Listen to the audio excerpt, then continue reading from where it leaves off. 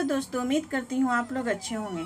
आज मैं हाजिर हूँ एक नई और दिलचस्प कहानी के साथ। बबीता की शादी को कई साल हो गए थे। छोटी बहू होते हुए भी वो बड़ी बहू का फर्ज निभा रही थी, क्योंकि बड़ी बहू तो आते ही अलग हो गई थी।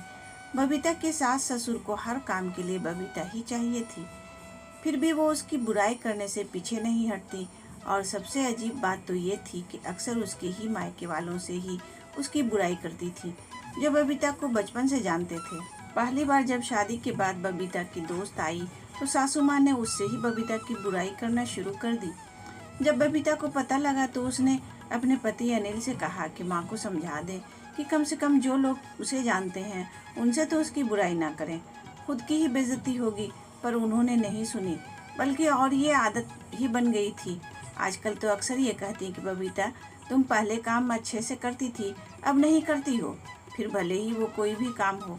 एक बार बबीता की दादी उसके ससुराल आई थी, तब सासू माँ की किटी पार्टी भी थी।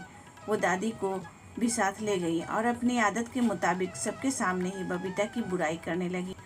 कहने लगी, बबीता पहले सब काम अच्छे से करती थी, पर अब कोई काम ठीक ढंग से नहीं करती। ना ठीक से रोटी बनाती है, ना सब्जी, ना अच्छे से कपड़े पहनती है, ना बच्चों का ख्याल रखती है।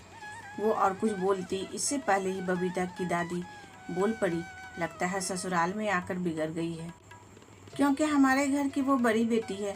सारा घर और ऑफिस दोनों अच्छे से संभालती थी, बड़ों से लेकर बच्चों तक सभी का ध्यान रखती थी। आपके यहाँ आकर बिगड़ गई है। ऐसा कीजिए, 2-4 महीने दामाद जी के साथ उसे मायके भेज दीजिए, हम सुधार कर भेज देंगे। अब बबीता की सासू माँ का मुंह देखने लायक था। उन्हें बोलने के लिए शब्द नहीं मिल रहे थे और बबीता की दादी जी बस मुस्कुरा रही थी। उम्मीद करती हूँ ये सास बहू की कहानी आपको पसंद आई होगी। इस कहानी पे आपकी क्या राय है, हमें कमेंट करके ज़रूर बताएं। कहानी पसंद आई हो तो लाइक और शेयर करना बिल्कुल भी ना भूलें। और हाँ, चैनल पर नए हो तो चैनल को सब्सक्राइब ज़रूर करें। कहानी पूरा सुनने के लिए आपका बहुत बहुत धन्यवाद दोस्तों।